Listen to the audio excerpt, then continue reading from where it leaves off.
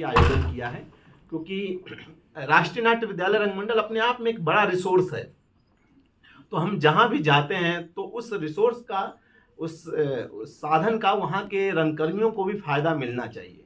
तो ज़्यादा से ज़्यादा वो फायदा मिलना चाहिए उस तरीके से। तो हमने इसी फेस्टिवल के दौरान जहाँ पर भी जाते हैं हम एक वर्कशॉप आयोजित कर रहे हैं। जो हमारे जो भी एक्टर्स हैं वो काफ़ी ट्रेनिंग लिए हुए हैं, या डायरेक्टर्स जो आते हैं आएंगे, या लाइट डिजाइनर्स जो आएंगे वो काफ़ी एक्सपीरियंस्ड लोग हैं।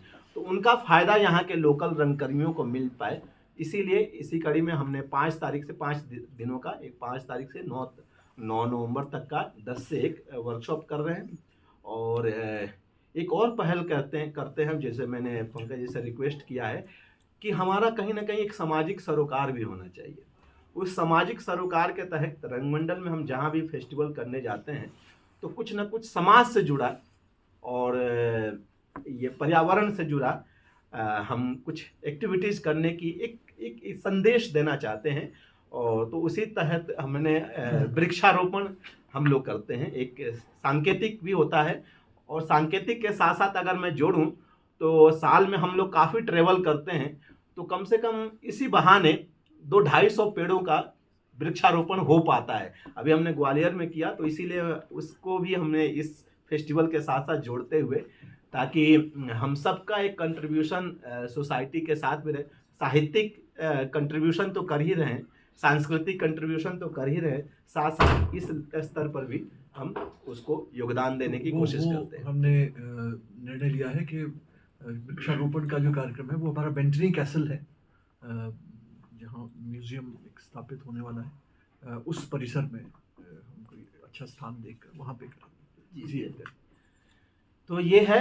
मैं अगर कुछ सवाल ये तो जैसा राजेश जी ने कहा, ये बहुत बड़े बड़े नाटक इस थिएटर फेस्टिवल में होंगे, और सब निशुल्क होंगे। ये बड़ी बात है। ये इन्हीं नाटकों को देखने के लिए बड़े शहरों में लोग हजारों रुपए खर्च करके आते हैं। तो हमारा प्रयास, आप जैसे जानते हैं, विभाग की ओर से लगातार हम बड़े बड़े कार्यक्रम यहाँ गेटी थिएटर में कर रहे हैं। अभी पिछले सप्ताह ही शिमला संगीत महोत्सव हुआ, जिसमें बहुत बड़े बड़े क्लासिकल सिंगर्स आए थे। उससे पहले एक दास्तान गोई का कार्यक्रम हुआ, और भी बहुत सारे साहित्यिक कार्यक्रम हो रहे हैं आजकल। 1 नवंबर से 5 नवंबर के बीच हम लोग पहाड़ी दिवस मना रहे हैं। पिछले कल और आज भी हमने यहाँ एम्फी थिएटर में हिमाचल के फोक डांसेस कल्चरल ट्रूप्स आए थे, उनका आज उन्होंने यहाँ प्रदर्शन किया, ताकि जो स्थानीय लोग हैं उनको भी, और जो बड़ी संख्या में पर्यटक यहाँ आए हुए हैं उनको भी हमारी जो यहाँ की संस्कृति है, जो हमारा नृत्य है, हमारा संगीत है, उससे वो रूबरू हो सके। तो उसी कड़ी में ये आयोजन भी हो रहा है। तो जैसा राजेश जी ने कहा, हमारा अनुरोध यही रहेगा कि आपके माध्यम से, आपसे आज मिलने का उद्देश्य भी यही था कि आपके माध्यम से इस बात का प्रचार प्रसार अच्छा हो, और अधिक से अधिक संख्या में हमारे स्थानीय लोग भी और पर्यटक भी इस थिएटर फेस्टिवल का आनंद ले सकें। अब कोई अगर सवाल आप पूछना चाहते हो तो सर, बहुत ही अच्छी बात है कि इस तरह के नाटक देखने को यहाँ मिल रहे हैं। आपके द्वारा भी प्रयास किए गए थे, जीडीएस के तहत 9-10 प्रस्तुतियाँ यहाँ भी हुई, प्रोडक्शंस हुई। तो क्या बाहर के प्रदेशों को देखने का उसको हक नहीं है? क्या कोई ऐसी योजना है कि यहाँ के जो नाटक है वो बाहर जाएं? यहाँ की जो हमारी गेटी की जो रेपर्टरी है, हाँ, वो भी हमारा प्रयास है। अभी तक हमारी गेटी रेपर्टरी में 11 नाटक हम करवा चुके हैं, 11 नाटकों का मंचन करवा चुके हैं। और गेटी रेपर्टरी के माध्यम से हम लोग, गेटी उन नाटकों को फंड करती है। हम पैसा देते हैं नाटक करवाने के लिए, और उनके 4 शोज हर एक नाटक के होते हैं। तो ये हमारा प्रयास ज़रूर है कि उनको प्रदेश के बाकी जगहों पर भी और प्रदेश के बाहर भी उनको ले जाया जाए। उसके बारे में हम एक योजना पे काम कर रहे हैं। तो बहुत जल्दी उसको हम कुछ मूर्त रूप दे पाएंगे। सर, सामाजिक सरोकारों से जुड़े किन नाटकों को यहाँ प्राथमिकता दी जाएगी, इनसे भी मेरा सवाल है। और दूसरा, छोटे छोटे सवाल हैं। दूसरा सवाल ये कि देश भर में इन्होंने कहा कि बड़े शहरों को छोड़कर हम छोटे शहरों की तरफ भी आ रहे हैं ताकि हर जगह सर्वांगीण विकास के मुद्दे हों, चाहे कोई भी मुद्दे हों, वो लोगों के बीच में जा सके। लेकिन इसमें सवाल ये है कि सरकार लेवल पर कहाँ कमी रह जाती है, या फिर सरकारों को क्या करना चाहिए ताकि हम नाटक को और प्रमोट कर सकें। मेरा मतलब मैं दूसरे सवाल का आपका पहले जवाब दे रहा हूँ। पहला सवाल था आपका साहित्यिक सरोकार। ये सारे जो नाटक है ना, साहित्यिक सरोकार से ही सामाजिक सरोकार से ही जुड़े नाटक है। अंधा युग अगर आप देखें तो ये अंधा युग बात करता है मानवता की, युद्ध के विभीषिका की। युद्ध सिर्फ वही अस्त्र शस्त्र से लड़ने वाला नहीं युद्ध है। अंधा युग बात कर, ये महाभारत की पृष्ठभूमि पे लिखा गया नाटक है, जिसमें अगर आज आप दुनिया में देखें तो जो पूरा सीरिया, ये रसिया, ये में जो हो रहा है आप उस नाटक से रिलेट कर पाएंगे। साथ ही साथ वो नाटक बात करता है मानवीय मूल्यों के ह्रास की। हम किस तरह लालची, किस तरह से लोभी होते जा रहे हैं हर चीज़ के लिए। फिर उसी तरह बायन एक अलग तरह का सामाजिक सरोकार का नाटक है, जो बहुत ही लोअर तबके की जो एक औरत है, जो एक प्रथा होती थी जिसमें शमशान घाट में बच्चों को जलाया नहीं जाता था, उनको गाड़ा जाता था। तो उनको गाड़ने के लिए, उनको दफनाने के लिए एक खास प्रजाति होती थी और उसको गांव के बाहर रखा जाता था। तो उस गांव के उसमें जो जेंट्स होता था वो वही कार्य करता था, लेकिन उस फैमिली में जेंट्स कोई नहीं बचता है। तो एक औरत उस काम को करने के लिए आगे आती है और उसको किस तरह से पूरा संघर्ष करना पड़ता है अपने जीवन में, और गांव के लोग उस तरीके उसके साथ कैसा व्यवहार करते हैं, वो नाटक में। बंद गली का आखिरी मकान भी एक ऐसी ही कहानी है जिसमें अगर आपको पॉपुलर शब्दों में कहूँ तो एक आपको लिव इन रिलेशनशिप आजकल आपको हर जगह दिख रहा है, उसका एक ग्रामीण स्वरूप उसमें देखने को मिलेगा। कि एक विधवा अपने 2 बच्चों के साथ किस तरह एक गांव में एक मुंशी जी हैं उनके घर में रहती है, और उन दोनों के बीच में किस तरह का संबंध है, और मुंशी जी किस तरीके से उसको सपोर्ट कर रहे हैं और गांव वाले कैसे उसको रिएक्ट कर रहे हैं। उस तरह से एक आधुनिकता है उस कहानी में। लैला मजनू भी उसी तरह। लैला मजनू ये किसी लवर की कहानी नहीं है, एक जिसे कहना रूमानियत, एक रूहानी स्तर में, और पूरे एक फिलोसफिकल नाटक है वो। मायरी में कासे कहूँ भी सामाजिक सरोकार में आप देखेंगे तो एक औरत की जो बेचैनी होती है, उसकी जो लालसा होती है, उसकी कहानी है। बाबूजी एक कलाकार के जीवन की कहानी है। बाबूजी नाम है, जो व्यक्ति है उसका नाम, गांव वाले उसे बाबूजी बोलते हैं। वो बिलोंग करता है ऊंचे जाति से, लेकिन उसको शौक है गाना गाने का, इस तरीके से मंडली में बैठने का। तो उस तरह के साथ उस तरह हमारा समाज कैसे उसके साथ व्यवहार करता है, उसके घर वाले कैसे व्यवहार करते हैं, और समाज में कलाकार की क्या स्थिति है, समाज कलाकार को कैसे देखता है, ये एक आर्टिस्ट की कहानी है बाबूजी। तो इस तरह सारे नाटक सामाजिक सरोकार से जुड़े हुए हैं। दूसरा सवाल था आपका कि सरकार क्या क्या पहल है। मेरा इसमें राय दूसरा है। मैं कहता हूं कि हमारी क्या पहल है। सरकार के स्तर पे मैं बाहर भी रहा हूं, मैं लंदन में भी पढ़ाई किया हूं। मैं सच कहूं तो सरकार के स्तर पे बहुत सारी चीज़ें हो रही हैं। ये जो आज ये जो आयोजन हो रहा है, ये सरकार के स्तर पे ही तो हो रहा है। चाहे हम एनएसडी वाले आए हैं तो सरकार ने ही तो हमें वो साधन मुहैया कराए हैं ना, कि आप लीजिए, आपको जो प्लानिंग करना है करिए। ऐसे ही लैंग्वेज एंड कल्चर डिपार्टमेंट ने ये पहल की, तो वो सरकारी संस्थान है। तो अब आता है कि समाज किस तरीके से सपोर्ट करता है कला को। कहीं मैं इसमें बोलूँगा कि हम कहीं ना भारतीय समाज जो है, खासकर जो हमारा ये नॉर्थ साइड जो है, ये कला को लेकर के उदासीन रहा है। आप अपने बच्चों को कभी म्यूजिक सीखने के लिए, क्या कभी नाटक सीखने के लिए प्रेरित करते हैं? नहीं। हम बोलते हैं कि बेटा तू जा जरा, ये वहाँ पे एक म्यूजिक का प्रोग्राम हो रहा है, नाटक का प्रोग्राम, तू देख कर क्या, नहीं भेजते। उसको सिर्फ एक ही चीज के लिए बोलते, पढ़ने बैठ। क्या पढ़ेगा? क्या पढ़ने के लिए बैठते उसको बैठाते? उसको साहित्य पढ़ने के लिए भी हम नहीं बोलते, उसको मैथ पढ़ने के लिए, अल्फा बीटा गामा ठाटा ये सब पढ़ने के लिए बोलते। कितने लोग इसको जीवन में अप्लाई कर पाते हैं? a² + b² = 2ab, ये सब कितने आपने जीवन में इस्तेमाल किया इसको? ठीक है, वो भी अपनी जगह पे सही है, लेकिन जो मानवीय व्यवहार है, जो समझ है, वो साहित्य से आती है, संस्कृति से आती है। तो जब हमारा समाज ही में ही वो माहौल नहीं है, और ये माहौल घर से तैयार, ये माहौल कहीं ना कहीं बंगाल में है, ये माहौल कहीं ना कहीं गुजराती समाज में है, उनमें बचपन से बंगाल और गुजराती या मराठी समाज में है।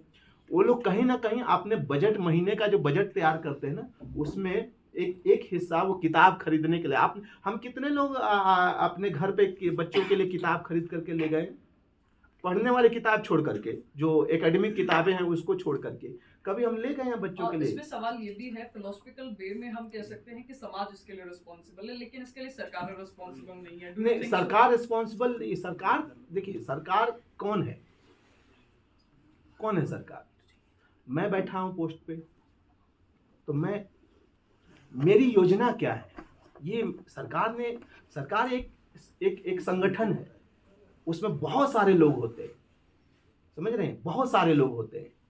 सरकार ने आपको ग्रांट देती है, लेकिन उस ग्रांट का इम्प्लीमेंटेशन कौन करेगा? वो आप और हम करेंगे ना। अगर और आप और हम उसको सही तरीके से नहीं करेंगे तो काम कैसे सही होगा? समझ रहे हैं? हम मैं इसमें कि वेगली बात नहीं कर सकते हैं। हाँ, कुछ चीजें हैं जो डिले हुई हैं, जैसे ये जो बिल्डिंग बना है, आज इस शहर में ये बिल्डिंग है जिसके कारण ये गतिविधि हो पा रही है, और इस बिल्डिंग को आप लोगों ने, शिमला के लोगों ने बचा कर रखा हुआ है। हाँ, ऐसी बिल्डिंगें हर शहर में बननी चाहिए, ऐसी बिल्डिंगें हर जगह पे होनी चाहिए। लेकिन ये पहल भी कौन करेगा? ये पहल हर स्टेट का कल्चर डिपार्टमेंट को एक प्रपोजल बना करके देना होगा। सरकार को सपने थोड़े आते हैं। जो मिनिस्टर तो हर साल बदलते रहते हैं, कल्चर मिनिस्टर हर साल बदलता रहता है। आज है, इवन गवर्नमेंट सेम रहेगी तब भी कल्चर मिनिस्टर बदल जाएगा। तो क्या हमने प्रपोजल दिए उस तरीके से सरकार को कि हमारे कल्चर को लेकर के, आगे बढ़ाने को लेकर के इस तरीके से किया जाना चाहिए? तो कहीं ना कहीं मैं कहता हूं कि इसकी सबसे पहली शुरुआत हमें खुद से करनी पड़ेगी। अगर हम जैसे ये सेलिब्रेशन कर रहे हैं, तो हमने प्लानिंग की कि सेलिब्रेशन को हम चाहते तो आराम से दिल्ली में सेलिब्रेशन करके बस बैठ जाते, कोई मतलब नहीं था, सरकार को भी कोई मतलब नहीं था।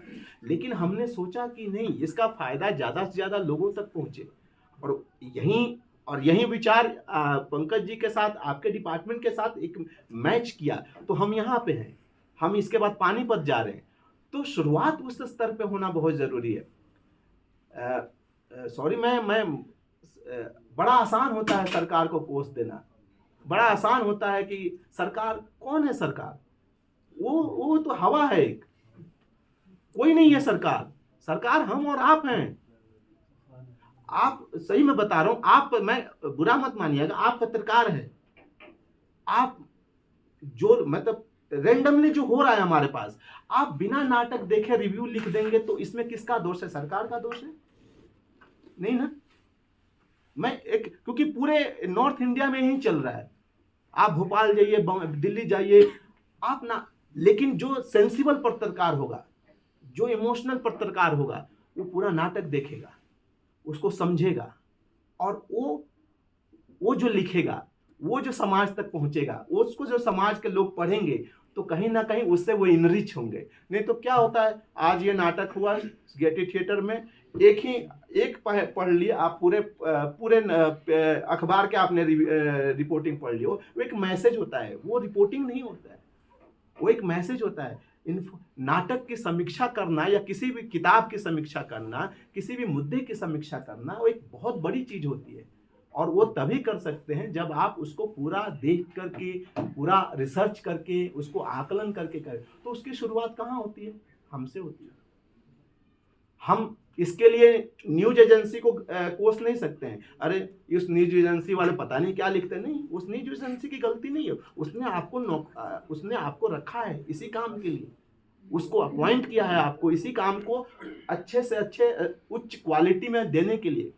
मुझे गवर्नमेंट ने अपॉइंट किया है कि मैं उस काम को अच्छे से कर पाऊँ।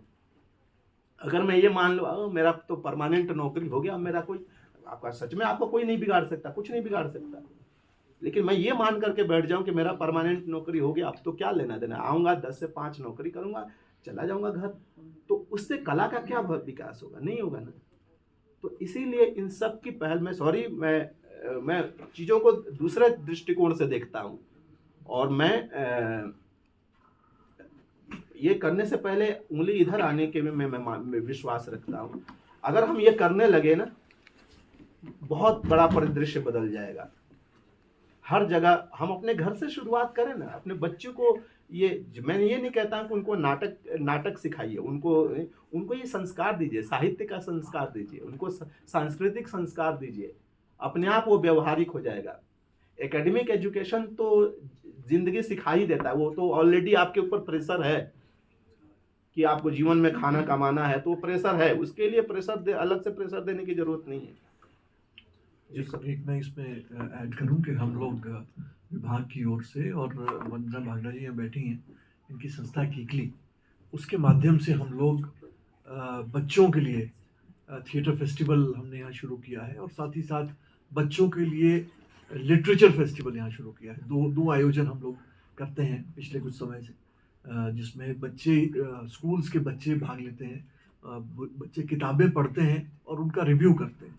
और उसी तरह से अभी पिछले दिनों थिएटर फेस्टिवल जो हुआ, स्कूलों के बच्चों ने थिएटर में भाग लिया। तो ये एक पहल हम लोगों ने की है बच्चों को, युवाओं को, जैसा राजेश जी ने बहुत सुंदर कहा कि हम बच्चों में ये संस्कार नहीं डालेंगे, पढ़ने के, साहित्य पढ़ने का संस्कार नहीं डालेंगे, थिएटर देखने का या कोई ना कोई संस्कृति से जुड़ी कोई एक्टिविटी देखने का संस्कार नहीं डालेंगे, तो फिर कहीं ना कहीं दोष हमारा भी है।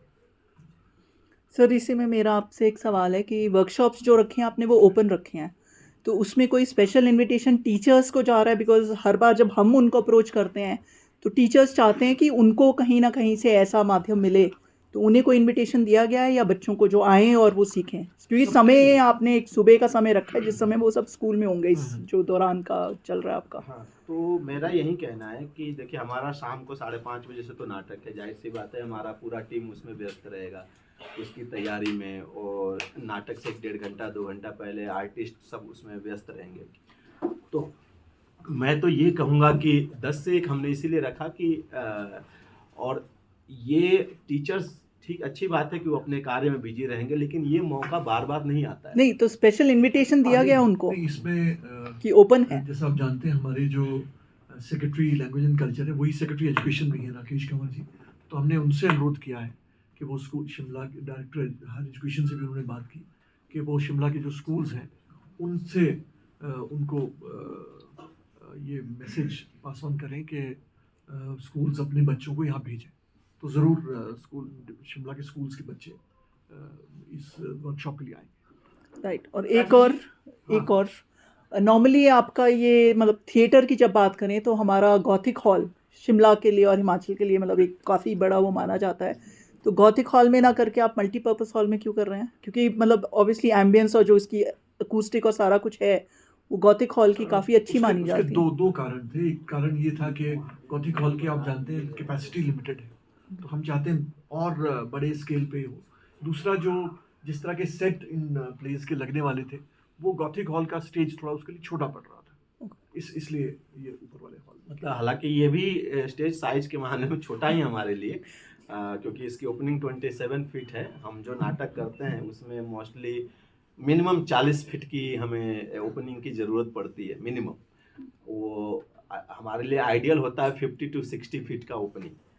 तो मैं इसलिए बोला कि एक नाटक की प्रेजेंटेशन कितनी ग्रैंडियर है उसकी, वो आप देख सकते हैं, लेकिन फिर भी हम उसको मॉडिफाई करेंगे और रीएडजस्ट करेंगे वो सारे चीज़ों को, सेट को, प्लेसिंग को, इसके से। और जाहिर सी जैसा पंकज जी ने कहा कि एक तो जितना बड़ा स्टेज मिल जाए और ज़्यादा से ज़्यादा लोग देख पाएँ इस नाटक को। राजेश जी, आपने एक बात कही थी कि हमें पहले खुद से देखना पड़ेगा, बच्चों को दिखाना पड़ेगा।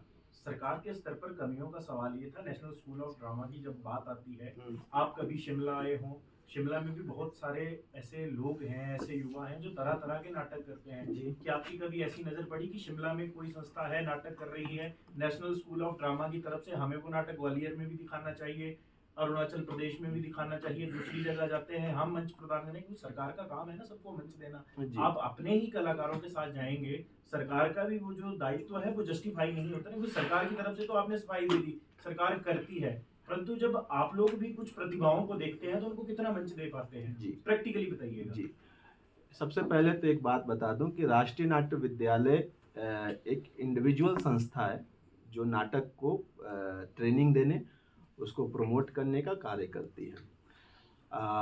जिसके लिए ट्रेनिंग के लिए जाहिर सी बात है और आवेदन आमंत्रित किए जाते हैं, जिसमें ऑल ओवर इंडिया के छात्र जो रंगकर्मी हैं वो अप्लाई करते हैं। तो वहाँ पर कोई भेदभाव नहीं है, कोई रिस्ट्रिक्शन नहीं है।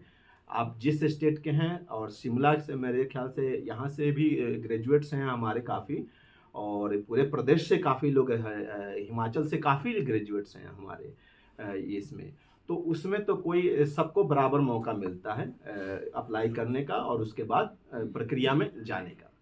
दूसरा जो नाटकों को बुलाने का जो है, उसमें उसके तहत हमारा एक भारत रंग महोत्सव फेस्टिवल होता है, जिसकी भी प्रक्रिया पूरे ओपन होती है, वेबसाइट पे इनवाइट किए जाते हैं, उसकी स्क्रीनिंग होती है, उसकी सिलेक्शन होती है, और ये पिछले 25 सालों से ऐसा हो रहा है। और 25 सालों में कई बार हिमाचल प्रदेश के बहुत सारे नाटक उस समारोह में सम्मिलित किए गए हैं, और उस समारोह में बुलाए जाते हैं और उसके शोज अलग अलग किए जाते हैं।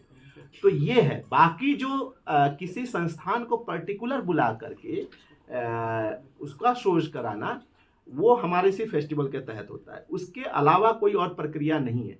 उसके लिए बाकी संस्थाएं जैसे बनाई जाती है, जैसे स्टेट कल्चरल संस्थाएं हैं, या संगीत नाटक एकेडमी है, या जोनल कल्चरल सेंटर्स हैं, तो वो अलग अलग संस्थाएं बनाई गई हैं इसी जिम्मेदारी को पूरा करने के लिए। राष्ट्रीय नाट्य विद्यालय जिस जिम्मेदारी को पूरा करने के लिए बनाया गया है, वो उसी जिम्मेदारी के तहत, उसी दायरे के तहत काम करता है। तो उसमें ये सारी, इसी तरह बच्चों के लिए भी फेस्टिवल्स हम करते हैं। हमारी ये संस्कार रंगटोलिया, जिसे टाई थिएटर इन एजुकेशन बोलते हैं, तो उसके तहत भी हम फेस्टिवल्स करते हैं और एप्लीकेशंस इनवाइट करते हैं। तो उसमें भी लोग अप्लाई करते हैं, और उसमें भी कई सालों से बहुत सारे नाटक होते रहते हैं। तो ऐसा नहीं है कि वो गेट बंद है, वो भी दरवाज़ा खुला हुआ है, और जो दायरे हैं राष्ट्रीय नाट्य विद्यालय के, वो किए जाते हैं। दूसरा एक और काम करता है राष्ट्रीय नाट्य विद्यालय, भारत रंग महोत्सव सिर्फ दिल्ली में नहीं होता है, ये भारत के लगभग कम से कम 10 से 15 अलग अलग राज्यों में किया जाता है। तो हर साल तो 10 से 15, हमारे स्टेट तो 30, 32, 33 स्टेट हैं, तो हर साल वो जगह बदली जाती है। तो उसमें कई बार हम यहाँ शिमला में भी हुआ है भारत रंग महोत्सव। तो उस महोत्सव के तहत होता है कि ऑल ओवर इंडिया से कुछ प्लेस और बाहर विदेशों से भी प्लेस बुलाकर वहाँ के लोगों को दिखाया जाता है। तो ये प्रक्रिया है राष्ट्रीय नाट्य विद्यालय की, तो उसके तहत ये काम होता ही रहता है। अब बाकी जो संस्थाएं हैं, चाहे WZCC हुआ, वो भी समय समय से करती रहती हैं, लेकिन उनके बिहाफ पर मैं राष्ट्रीय नाट्य विद्यालय के लिए बिहाफ पे बात कर सकता हूं, क्योंकि मैं वहां से बिलोंग करता हूं। बाकी संस्थाओं के लिए वो आप उनसे सवाल कर सकते हैं। जो संगीत नाटक एकेडमी है, जोनल कल्चरल सेंटर्स हैं, वो भी समय समय पे आयोजन करते ही रहते हैं। अब क्या होता है कि आप किसी पर्टिकुलर ग्रुप को देख रहे हैं, लेकिन संस्थाएं पूरे राज्य को देखती हैं। वो जो गवर्नमेंट की संस्था है, वो पूरे राज्य को देखती है, उस राज्य में से सिलेक्ट करती हैं चीज़ों को। उसमें चीज़ें हो सकता है कि सिलेक्शन में आप वो किसी का पर्सपेक्टिव अलग होता है। मैं जिस चीज़ को अच्छा मानूं, आप उस चीज़ को अच्छा माने, जरूरी नहीं है आपके, क्योंकि आप अपनी पर्सपेक्टिव से देख रहे हैं, मैं अपनी पर्सपेक्टिव से देख रहा हूँ, तो वहाँ चीज़ें बदल जाती हैं। आशा है कि आपके सवाल का जवाब मिला है।